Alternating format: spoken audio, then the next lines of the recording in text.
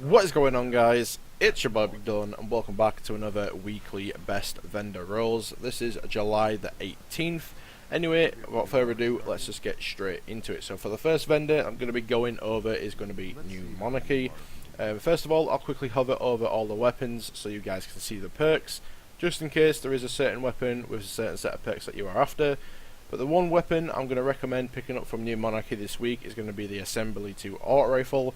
It has high caliber rounds, perfect balance, and counterbalance. If you've got enough stability with counterbalance, then again you could even use crowd control.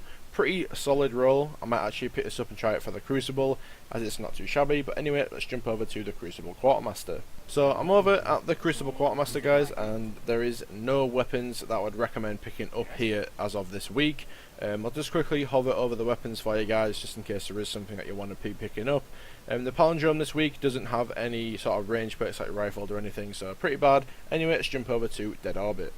So I'm over at Dead Orbit, and again, there is actually one weapon that I'm going to recommend picking up over here, but first of all, I'll just quickly hover over all of the weapons for you guys, as I try to concentrate whilst the flies in front of my screen. So the rocket launcher, the Unto Dust, isn't too bad this week. It has countermass for a little bit more velocity. You've got flared magwell on there, heavy payload, and cluster bombs. This is more of a PvE role, but anyway, let's jump over to the Vanguard. So moving on to the Vanguard, there is actually 3 weapons that I'm going to recommend trying to get this week. First of all, again, quickly hover over everything for you guys. If you want to quickly pause on any of the rolls, you can.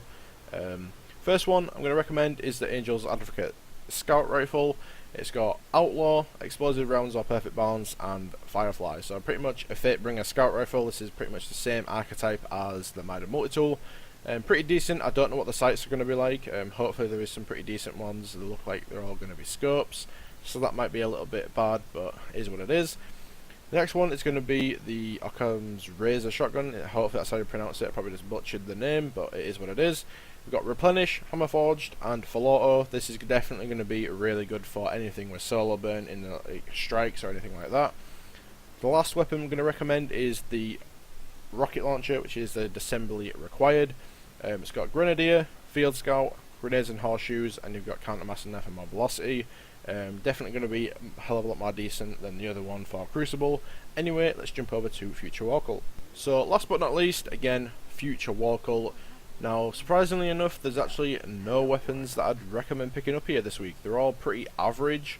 The Warpath does have cluster bombs, but other than that, it's pretty bad. Wormwood isn't too shabby if you don't have a sidearm at the moment. But other than that, it's just pretty terrible all around for Future Warcult. That is pretty much going to do it for the weapon recommendations. Hopefully you enjoyed. Subscribe for future Destiny and Destiny 2 content. The beta starts today as of if you watch this video. Unfortunately for me, I'm on Xbox, so I won't be able to play it until the 19th. But expect a absolute floodloads of videos when I do get my hands on the beta. Thank you so much for watching, guys. Have a wonderful rest of your day, and peace.